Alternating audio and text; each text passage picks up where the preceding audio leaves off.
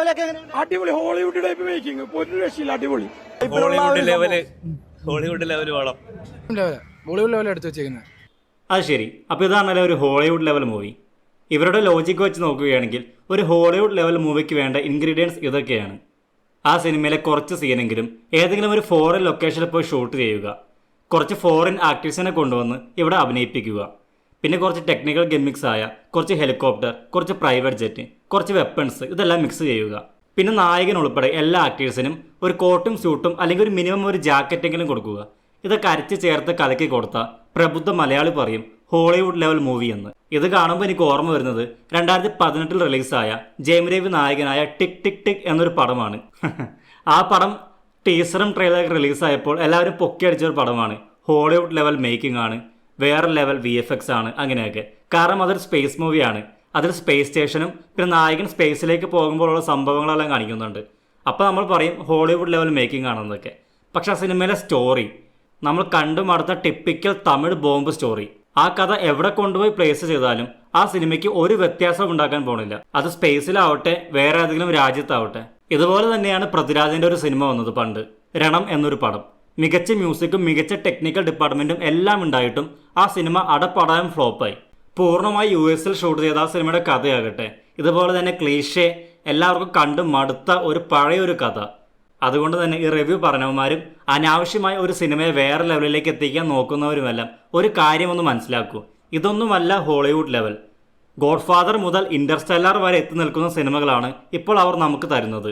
അപ്പോഴാണ് ഇതുപോലെ തട്ടുപൊളിപ്പൻ മസാല പടങ്ങൾ ഹോളിവുഡ് മൂവിയുമായി കമ്പയർ ചെയ്യുന്നത്. സത്യം പറഞ്ഞാൽ നമുക്ക് വേണ്ടത് ഒരു ഹോളിവുഡ് ലെവൽ ടൈപ്പ് മൂവീസ് അല്ല.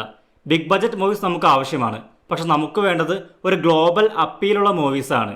ഇപ്പോൾ ഉദാഹരണം പറയുകയാണെങ്കിൽ ദൃശ്യം മൂവി, മുംബൈ പോലീസ്, ബ്രഹ്മയുഗം, ബോളിവുഡിലെ തുമ്പഡ്, ഈ സിനിമയ്ക്ക് ഏത് രാജ്യത്ത് പോയി ഏത് രാജ്യക്കാരെ കാണിച്ചാലും അവർക്കെല്ലാം റിലേറ്റ് ചെയ്യാൻ സാധിക്കും. കാരണം ഈ സിനിമയിലെല്ലാം ഒരു ഗ്ലോബൽ അപ്പീലുള്ള സബ്ജക്റ്റാണ് യൂസ് ചെയ്തിരിക്കുന്നത്.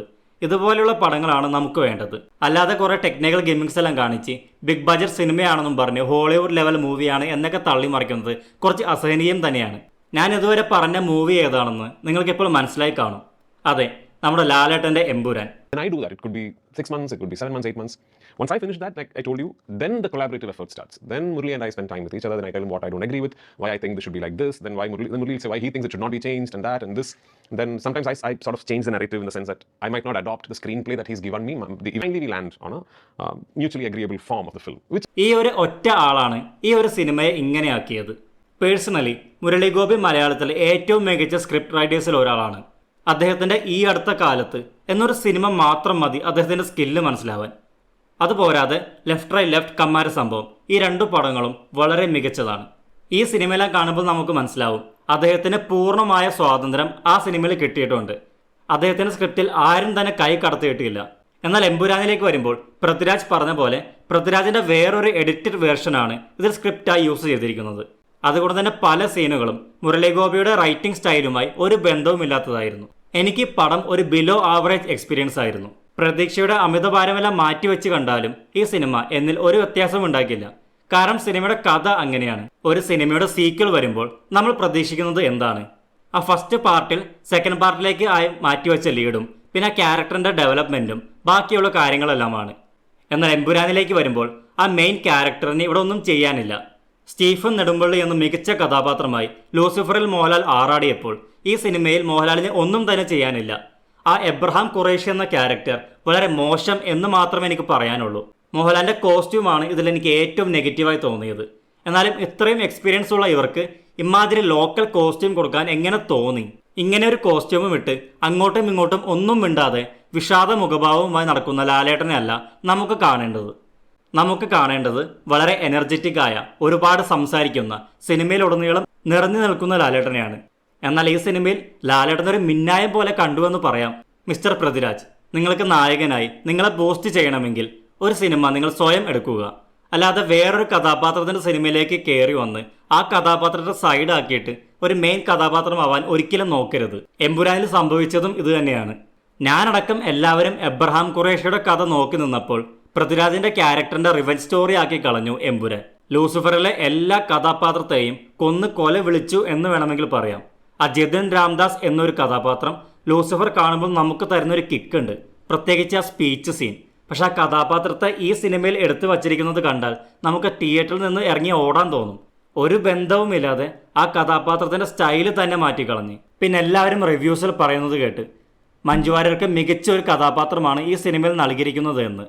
എന്നാൽ അവിടെയും ഞാൻ പറയട്ടെ, വുമൺ എംപവർമെൻറ്റ് കാണിക്കാനായിട്ട് ഒരുപാട് സീനുകൾ ഈ സിനിമയിൽ കൊടുത്തിട്ടുണ്ട് എന്നെങ്കിലും എനിക്കിതെല്ലാം കണ്ടപ്പോൾ ബിഗിലിലെ സിംഗപ്പെണ്ണ വേർഷനാണ് ഓർമ്മ വന്നത്.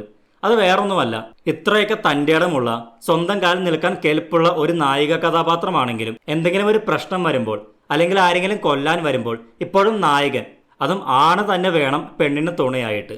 ആ ഒരു നായക കഥാപാത്രത്തിന് മാസ് കാണിക്കുവാൻ അല്ലെങ്കിൽ ആ നായകന്റെ ചരടിനകത്ത് ആടുന്ന ഒരു പാവ മാത്രമാണ് ഇതിലെ മഞ്ജു വാര്യരുടെ കഥാപാത്രം.